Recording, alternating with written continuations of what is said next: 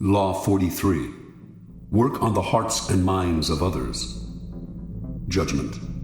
Coercion creates a reaction that will eventually work against you. You must seduce others into wanting to move in your direction. A person you have seduced becomes your loyal pawn, and the way to seduce others is to operate on their individual psychologies and weaknesses. Soften up the resistant by working on their emotions, playing on what they hold dear and what they fear. Ignore the hearts and minds of others, and they will grow to hate you. Transgression of the law. Near the end of the reign of Louis XV, all of France seemed desperate for change. When the king's grandson and chosen successor, the future Louis XVI, married the 15-year-old daughter of the Empress of Austria, the French caught a glimpse of the future that seemed hopeful. The young bride, Marie Antoinette, was beautiful and full of life. She instantly changed the mood of the court, which was rank with Louis XV's debaucheries. Even the common people who had yet to see her talked excitedly of Marie Antoinette. The French had grown disgusted with the series of mistresses who had dominated Louis XV, and they looked forward to serving their new queen. In 1773, when Marie Antoinette publicly rode through the streets of Paris for the first time, applauding crowds swarmed around her carriage. How fortunate, she wrote her mother, to be in a position in which one can gain widespread affection at so little cost.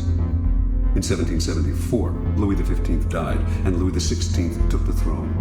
As soon as Marie became queen, she abandoned herself to the pleasures she loved the most, ordering and wearing the most expensive gowns and jewelry in the realm, sporting the most elaborate hair in history, her sculpted coiffures rising as much as 3 feet above her head, and throwing a constant succession of masked balls and fetes.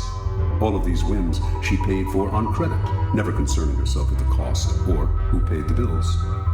Marie Antoinette's greatest pleasure was the creation and designing of a private Garden of Eden at the Petit Trianon, a chateau on the grounds of Versailles with its own woods. The gardens at Petit Trianon were to be as natural as possible, including moss applied by hand to the trees and rocks. To heighten the pastoral effect, Marie employed peasant milkmaids to milk the finest-looking cows in the realm, launderers and cheesemakers in special peasant outfits she helped design, shepherds to tend sheep with silk ribbons around their necks.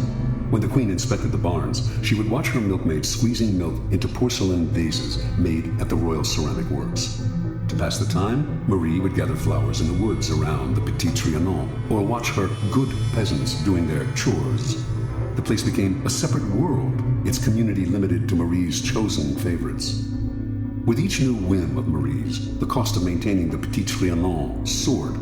Meanwhile, France itself was deteriorating. There was famine and widespread discontent. Even socially insulated courtiers seethed with resentment. The queen treated them like children. Only her favorites mattered, and these were becoming fewer and fewer. But Marie did not concern herself with this. Not once throughout her reign did she read a minister's report.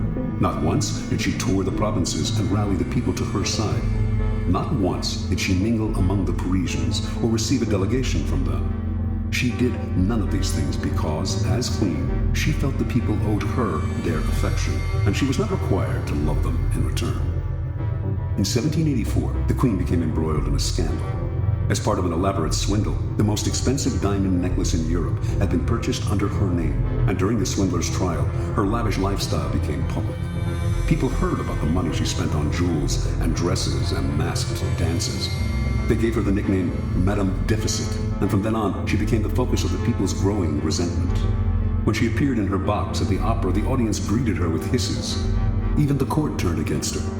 For while she had been running up her huge expenditures, the country was headed for ruin. 5 years later, in 1789, an unprecedented event took place, the beginning of the French Revolution. The queen did not worry. Let the people have their little rebellion, she seemed to think.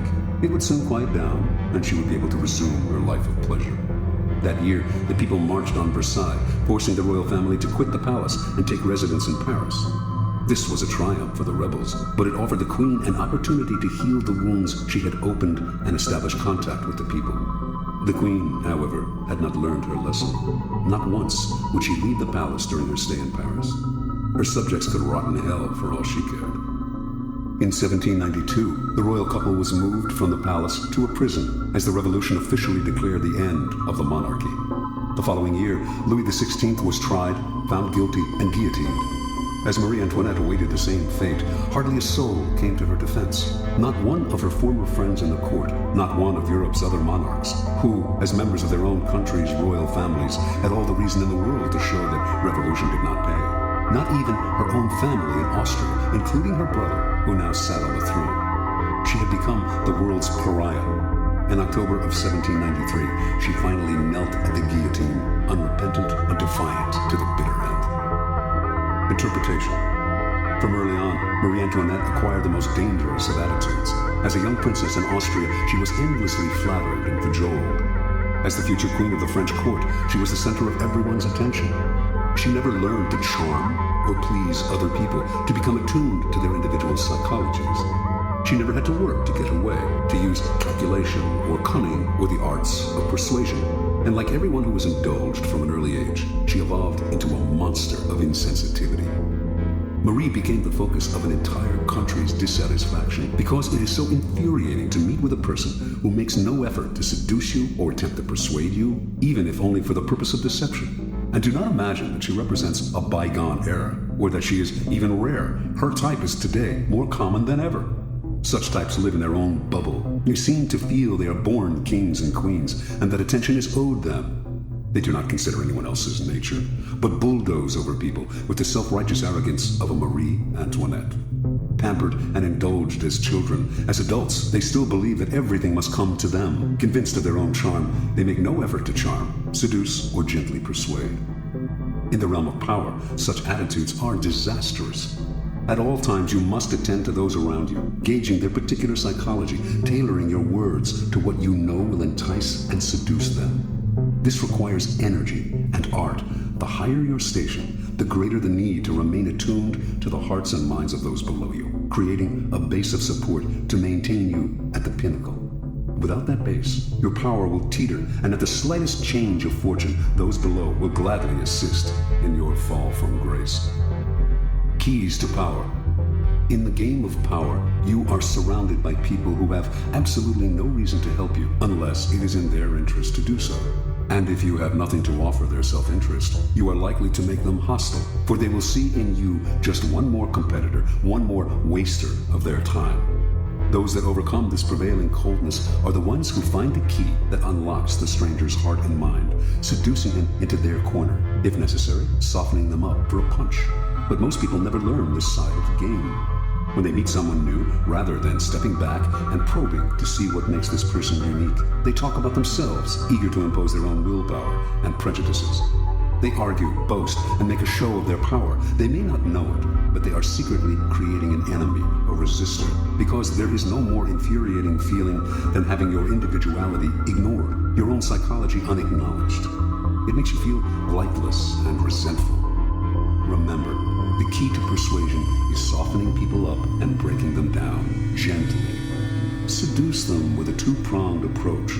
Work on their emotions and play on their intellectual weaknesses. Be alert to both what separates them from everyone else, their individual psychology, and what they share with everyone else, their basic emotional responses. Aim at the primary emotions: love, hate, jealousy. Once you move their emotions, you have reduced their control, making them more vulnerable to persuasion. Mao Zedong always appealed to popular emotions and spoke in the simplest terms. Educated and well-read himself, in his speeches he used visceral metaphors, voicing the public's deepest anxieties and encouraging them to vent their frustrations in public meetings. Rather than arguing the practical aspects of a particular program, he would describe how it would affect them on the most primitive, down-to-earth level. Do not believe that this approach works only with the illiterate and unschooled. It works on one and all. All of us are mortal and face the same dreadful fate, and all of us share the desire for attachment and belonging. Stir up these emotions, and you captivate our hearts. Finally, learn to play the numbers game. The wider your support base, the stronger your power. Understanding that one alienated, disaffected soul can spark a blaze of discontent, Louis XIV made sure to endear himself to the lowest members of his staff. You too must constantly win over more allies on all levels. A time will inevitably come when you and me